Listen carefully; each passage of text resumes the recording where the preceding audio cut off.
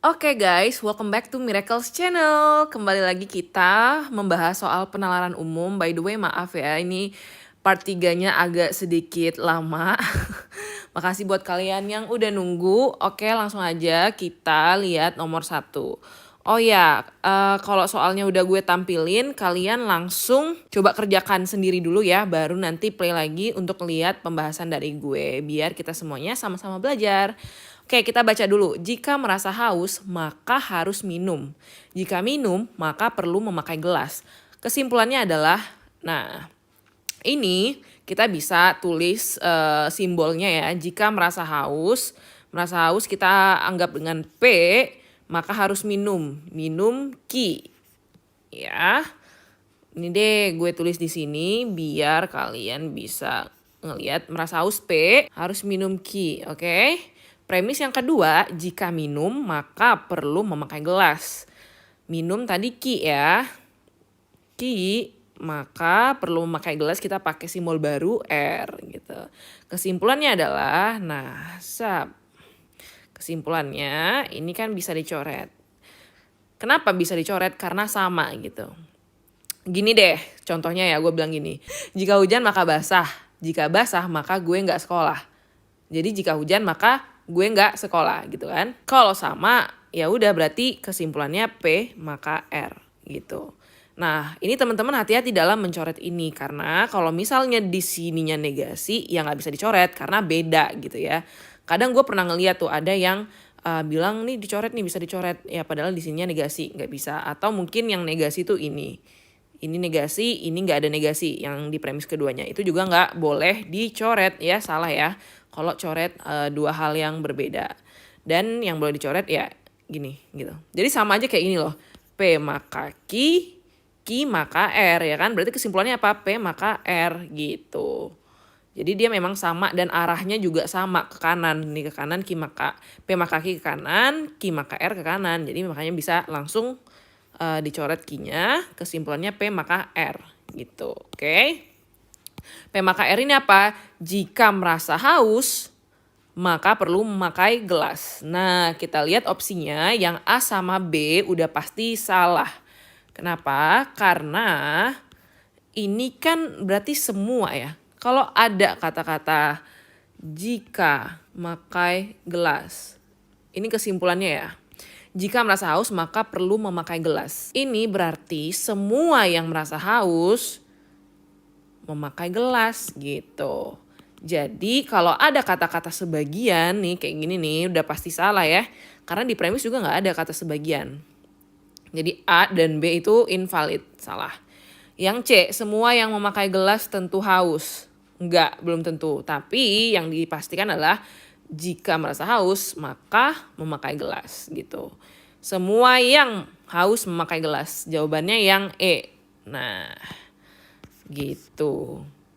Yang D lebih salah lagi ya. Semua yang memakai gelas tidak haus.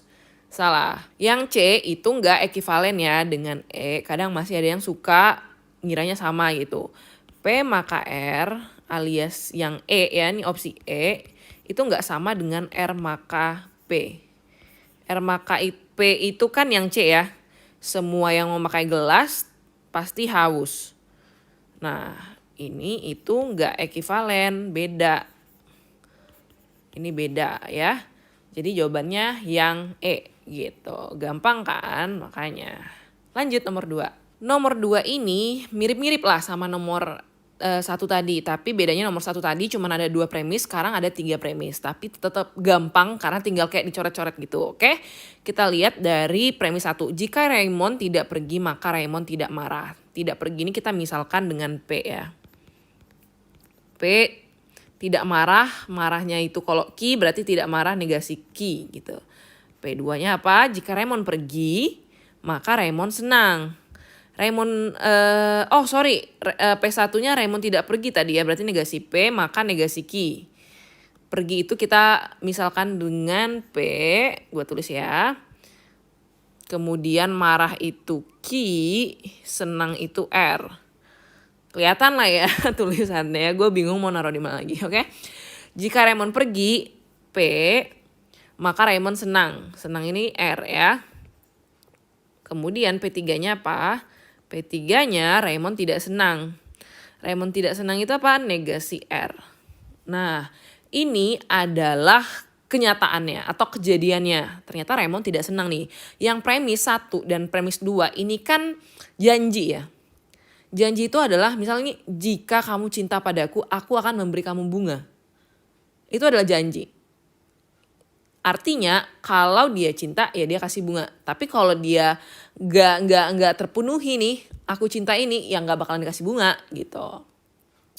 Jadi kenyataannya adalah ini. Kemudian kita mengacu pada 2 premis acuan ini. 2 premis yang jika makanya ini gitu. Ternyata negasi R nih. Berarti apa nih gitu ya. Nah, kalian ingat gak sih P maka Q itu ekuivalen dengan negasi Q maka negasi P. Ini ya, ingat ya. Ini rumusnya dari mana? Gue udah pernah jelasin di video part 1 atau part 2. Pokoknya kalian cek aja. Ini bukan hafalan ya. Ini bisa dinalarin dengan kata-kata. Tapi gak bakalan gue bahas di sini karena udah gue bahas di video sebelumnya. Nah, berarti kalau misalkan kejadiannya adalah negasi R, ekuivalen kan? P maka R ekuivalen dengan negasi R maka negasi P. Oleh karena itu kejadiannya nih negasi R nih. Ya kan? Negasi R maka negasi P. Gue terus di sini. Kesimpulannya negasi R maka negasi P kan. Kita lihat premis 1 negasi P maka negasi Q. Nah, berarti inilah kesimpulannya negasi Q. Q adalah Raymond tidak marah. Negasi Q adalah Raymond tidak marah. Mana nih jawabannya? Yang D. Ya udah D gitu. Nah, tapi sebenarnya juga bisa kesimpulannya yang negasi P. Negasi P sebenarnya juga benar.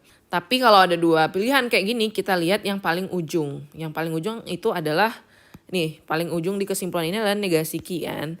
Oleh karena itu pilihnya yang D. Raymond tidak marah gitu.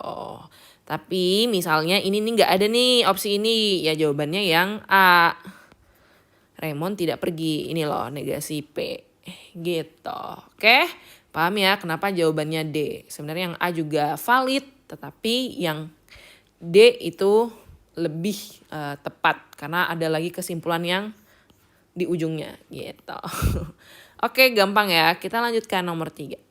Nomor 3 ini tuh gampang banget. By the way, ini semuanya soalnya ini gue dapat dari kalian yang DM di Instagram. Jadi kalau kalian mau tanya soal penalaran umum, langsung aja DM ke Instagram @miraclesitompul. Ada linknya di bio, oke? Kok di bio? Di description box di bawah. Cek aja ya, di follow ya, oke? Nah, ini yang DM gue, dia nanya, Kak gimana cara gambar diagram Venn-nya gitu ya. Wah, ini sih ahlinya Miracle, cia, bercanda. Diagram itu gampang banget guys digambar. Yang pertama kita harus baca dulu premisnya ya, udah jelas. Nah ini ya tips buat teman-teman. Kalau menggambar diagram Venn itu kalian jangan langsung gambar dari premis 1. Karena bisa jadi lebih gampang kalau kalian gambar premis 2-nya dulu. Sebenarnya sama aja, cuman lebih memudahkan ya. Kita lihat premis 1, semua tentara adalah profesional. Premis 2, semua penghuni tenda adalah tentara. Berarti kan penghuni tenda ini lingkarannya di dalam lingkaran yang tentara gitu kan. Nah kalau misalkan kalian dari premis 1 nih ya, kalian baca terus langsung kalian gambar. Semua tentara adalah profesional. And then kalian baca premis 2, semua penghuni tenda adalah tentara. Ya kecil banget gitu. Itu maksud gue kenapa kalian harus baca semuanya untuk memudahkan. Tapi baca cepet aja gitu ya. Oke, gue gambar ulang lagi yang bagus ya. Dari premis 2 dulu. Semua penghuni tenda adalah tentara. Premis 1, semua tentara adalah profesional. Gini gambarnya. Kebayang kan? Jadi yang tentara itu belum tentu penghuni tenda. Tapi yang penghuni tenda udah pasti tentara. Itu adalah maksud yang premis 2. Sama juga premis 1 juga kayak gitu. Oke, ini jadi kesimpulannya apa dong Kak ya? Gampang banget guys, tinggal lihat aja. Berarti semua penghuni tenda adalah profesional gitu. Semua PH adalah profesional. Mana jawabannya? Langsung lihat aja di ABCD-nya. Yang C, udah kelar hidup lo, selesai gitu. Kan gampang banget kan? Nah, tapi kita coba bedah satu-satu ya dari opsi A. Yang A itu salah karena belum tentu semua tentara adalah penghuni tenda, tapi yang pasti semua penghuni tenda adalah tentara gitu. Gini, sebenarnya yang A itu nggak pasti salah. Jadi dia tuh nggak pasti salah atau nggak pasti benar. Sama aja gitu guys, nggak pasti salah dan nggak pasti benar itu sama aja. Jadi dia tuh sebenarnya mungkin benar, tapi nggak bisa dipastiin benar atau enggak gitu loh. Jadi kemungkinannya tuh ada dua guys. Ini satu, sama satu lagi tuh kayak gini, PH sama dengan T. Nah kalau kayak gini, yang A itu benar kan? Tapi ya bisa jadi gambarnya kayak gini. Tapi yang udah dipastikan bahwa semua PH itu adalah T. Semua PH adalah T kan? Gini ya, sama nih dua-duanya. Tapi belum tentu semua T adalah PH. Karena bisa jadi kemungkinannya yang diagram V nomor 1. Makanya yang A ini adalah invalid. Sekarang kita lihat yang B. Semua profesional adalah penghuni tenda. Sama ya cara kerjanya dengan A. Dia mungkin benar. Makanya dia invalid. Mungkin benar, mungkin salah. Invalid. Kalau yang C itu pasti benar. Makanya valid. Gitu guys. Ngerti ya? Apa perlu lagi gue gambarin nih diagram Venn yang B, semua profesional adalah penghuni tenda. Kenapa mungkin benar? Karena bisa jadi kayak gini nih, PH sama dengan T sama dengan P juga gitu. Tapi belum tentu. That's why invalid. Nah lanjut ya, yang D, sebagian penghuni tenda adalah profesional. Semua harusnya ya, salah ya. Sebenarnya yang D sama E udah auto dieliminasi karena tiba-tiba kok jadi ada sebagian gitu. Sebagian bukan profesional ada tentara. Wah makin ngaco. Jadi udah jelas jawabannya yang C. Alright, lanjut nomor 4. Terakhir guys, number 4. Number 4 ini gampang banget pastinya dan ini adalah soal esai ya. Jadi ini bukan pilihan A atau B, jadi kita harus menentukan A itu valid gak ya, B itu valid gak ya. Oke, kita lihat premisnya, ada ikan yang ganggur, ada ikan yang nganggur, ada yang nganggur yang adalah motor. By the way ini tanda bacanya kurang ya, kita kasih titik guys biar jelas. Nah gitu ya, jadi premis satunya ada ikan yang nganggur, premis duanya ada yang nganggur yang adalah motor. Oke, kita lihat yang soal yang A, ada ikan yang adalah motor. Gimana kira-kira valid atau invalid nih? Ada ikan yang adalah motor. Invalid, kenapa? Ada ikan nganggur, ada yang nganggur yang ada motor. Yang adalah motor, berarti kan premis 2 ini sama dengan ada motor nganggur ya kan? Nah, apakah dari dua premis ini mengindikasikan bahwa ada ikan yang adalah motor? Kan kagak gitu loh. Kayak ibaratnya lo ngomong kayak gini. Ada guru yang pintar. Terus ada monyet yang pintar. Apakah ada monyet yang guru atau ada guru yang monyet? Kan belum tentu gitu. We don't know. That's why invalid. Yang dikasih tahu di sini adalah ya cuman ini doang, ada ikan nganggur. Oke, ada motor nganggur. Kecuali nih bentuknya semua ikan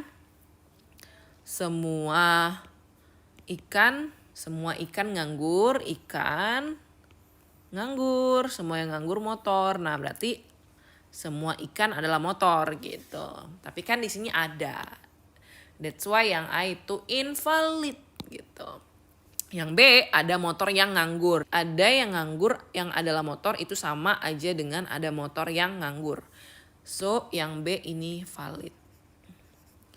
Udah selesai deh. Gampang banget kan? Coba kalian komen di bawah. Kalian bener berapa? Oke? Jangan lupa untuk follow gue di Instagram, TikTok, Twitter @miraclesitompul. Sampai ketemu di video selanjutnya dan di sosial media gue yang lain. Semoga bermanfaat. Bye-bye. See you guys on my next video.